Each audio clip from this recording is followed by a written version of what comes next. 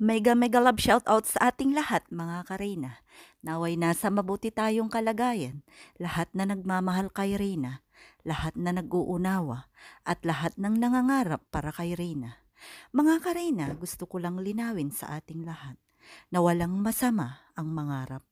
Libre po ang mangarap mga Karina, lalo na ang pangarap natin na para mapabahayan si Reyna. Lalong-lalo na kung magkatotoo man ito. Pero paano ito magkakatotoo kung hindi tayo gagawa ng paraan, di po ba? Kaya naman napakaraming pasasalamat at maraming salamat sa lahat ng nakakaunawa at lahat ng malawak ng pangunawa. Alam natin na tayo ay may sariling opinyon, may sariling mga kakayanan. Kaya naman nakabuo tayo ng isang opinyon o isang conclusion na napakahalaga nga na mapabahayan si Reyna in the future, hindi man ngayon. Kaya naman bumubuo tayo sa ngayon ng iisang layunin patungkol sa pabahay kay Reyna. Mga ka-Reyna, sabi ko nga, sana wag nating masamain ang mangarap, wag natin itong bigyan ng ibang kabuluhan o negatib na kabuluhan dahil iisa lang naman ang ating layunin, ang ating adhikain, ang mapabuti ang buhay ni Reyna.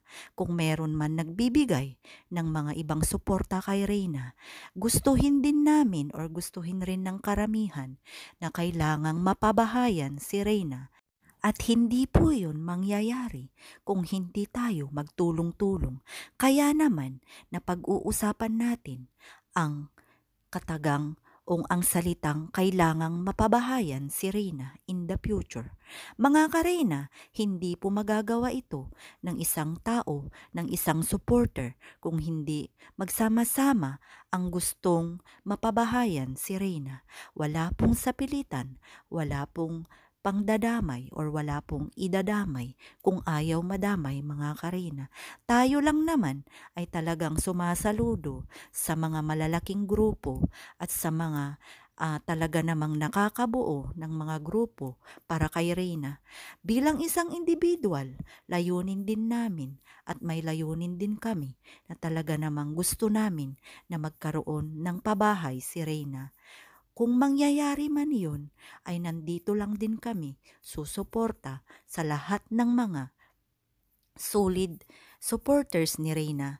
Masasabi po na kami rin ay susuporta kung ano man po ang maging outcome ng ating plano para kay Reyna. Sa ngayon, sana ay magkaisa tayo. Kami po na mga individuals ay kahit nanonood lamang at gumagawa at nagbibigay ng aming mga opinyon, sana naman po ay irespeto lang din po namin. Wala po kaming gustong pangyari kung hindi makapagbigay ng voluntaryong manggagaling sa aming puso.